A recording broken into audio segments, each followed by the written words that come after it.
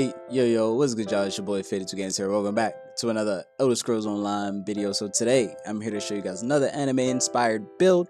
And today, we are taking a look at the anime character Portgas D Ace from the One Piece anime, and an exceptional fire ability user. Now, there is very limited fire abilities, at least until the new update is going to come in Elder Scrolls in the next month. But if you guys are just not tuning in for the first time, want to see more Elder Scrolls Online content like this, or MMOs being played by your boys and anime related builds, make sure you guys hit that like and subscribe button, because let's jump right into Ace, guys. Alright, so Ace, Portgas D Ace. Ace was Luffy's adopted brother and the son of Gold D Roger, the king of pirates.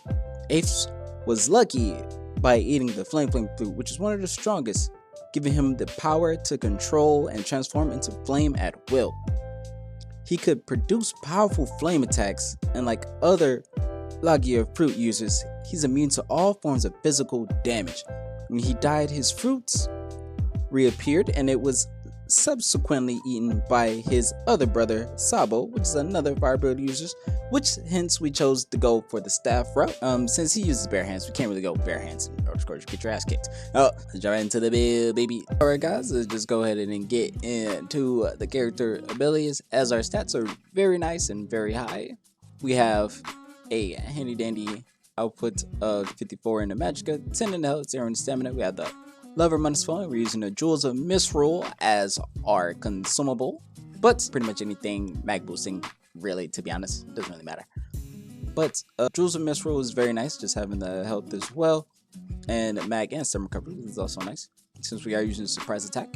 And for our stats, we have 28,000 Magicka, 24,000 max health, and 13,000 max stamina, with a nice crit rating of 42%. That is very high, guys, so that is almost half the time we are critting. But next, we also have a very nice physical penetration of about 15,000, with very nice spell resistances with about 13,010. While we with our bust fully proc, let's go ahead and show you guys a little bit of minor and major resolve. Our resistances are sitting a little above 2,000, and our crit resistances are sitting at a nice 14%, which is very nice. And alright guys, let's go ahead and get into the skills, baby. And for the skills, we're going Shadowy Disguise. Cloak yourself in a shadow, become invisible. When moving, your magical recovery is disabled. When not moving, Shadowy Disguise is half the cost. Your next direct attack will always critically strike. When Shadow Disguise begins, you gain Born from Shadow for 10 seconds, increasing your damage done to monsters by 10%, which is so nice for PvE and not so good for PvP. But Shadowy Disguise itself is very good for PvE as a Nightblade, so I definitely recommend. While slotted on the bar, gain Major Prophecy and Major Savagery, increases your spell and weapon critical rating, which is very nice. Just having the slide, it gives us a nice damage boost.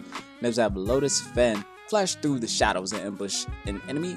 The reason we chose this ability is because Ace is able to transform into a flame and move around freely as he would like, as you've seen in one of his fights, or the fight where he died. Sorry about the spoiler. Where he saved and flashed in front of Luffy to save his life. Alright. But 4,800 magic damage to enemies, and all enemies take an additional 6,000 magic damage over time, and are afflicted with minor vulnerability for 10 seconds, increasing their damage taken by 5% is quite a lot of damage if you guys don't think so, because percentage rating damage boosts are much higher than your flat damage boost. But having both is a plus. Alright, next we have Surprise Attack. Slash the enemy, dealing 7,562 physical damage and applying the Sundered status effect. If you strike an enemy from their flanks, you set them off balance. This attack will also be guaranteed to be a critical strike up to once every 3 seconds. And next we have Assassin's Blade. This is our finisher. Sadly, they took away this ability, does not morph anymore. You can only go up to 7 meters, which sucks. I wish you can do morphs again, but I guess people were complaining about it being OP. It's just Nightblades, we can win, bro. Nightblade means, bro, we can never win.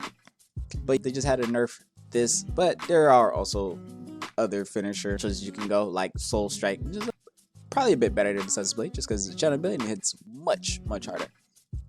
Next, we have Piercing Mark, just to mark an enemy.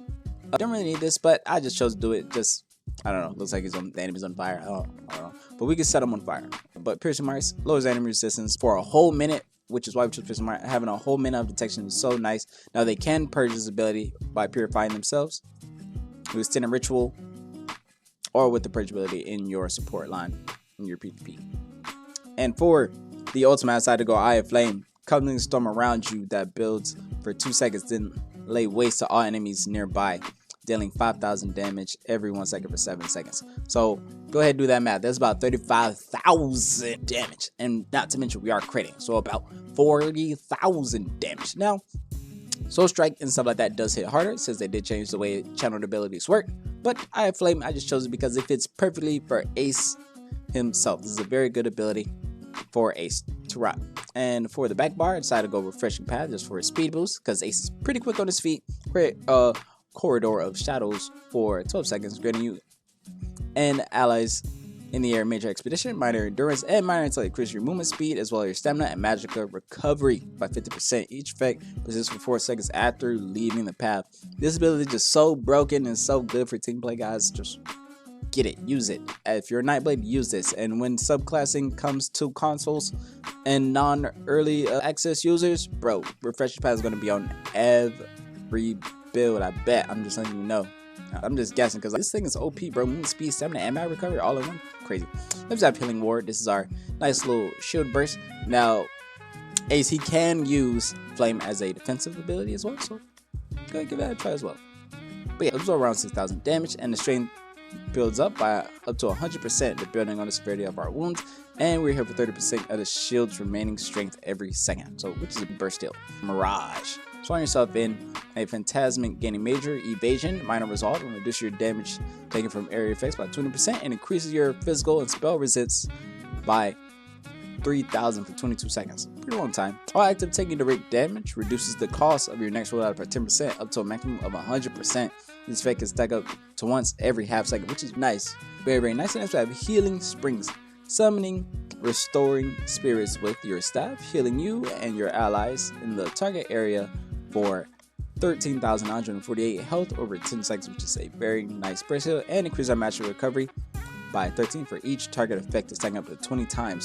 So good for group play as well. All right, and next we have Healthy Offering, just for a very nice single target burst heal. Heals us and our ally in front of us for 10,000 health while draining 1,000 health from me every 3 seconds. Now that is greatly decreased, and after casting we gain minor mending for 10 seconds with our healing done, which is nice and super good. And I just chose Soul Tether, but don't really need to run Soul Tether. Just so good. We could definitely go Veil of Blades. Veil of Blades is definitely a fun backup ulti because it has around the same activation amount as well as your Eye of the Storm, and you can go very defensive. You can use your defense as a very good offense in PvP and PvE with Veil of Blades or Eye of the Storm. So you can turn the tables on most enemies attacking. You know what I'm saying, brothers? You know what I'm saying? All right, and what everybody has came here for, baby, is the build. Ooh, you can't see. Is the build. Now, I always run spinners just because you absolutely need, guys, penetration, just because everybody is so tanky. Now, in PvE, you don't need that much penetration. So I would definitely trade this out for either Elfbane, if you want to go a full dedicated build to our boy Ace. Elfbane is great for our back bar, or you could go Burning Spellweave, which is also a very nice choice since we are using a Flame Staff. But it is Nirnhoned, give us more damage with weapon damage enchantment, and gives us magica, weapon damage, and offensive penetration. And for the Restoration Staff, I decided to go Potentes just because I like having Potentes when we're dealing with other players, reduce our damage taken from players by 3%, and also increases our physical spell resistance with our defending while we have this on, which is so good. Next, I decided to go Grafthar for the monster set just because we embodied the flames when we deal damage as well.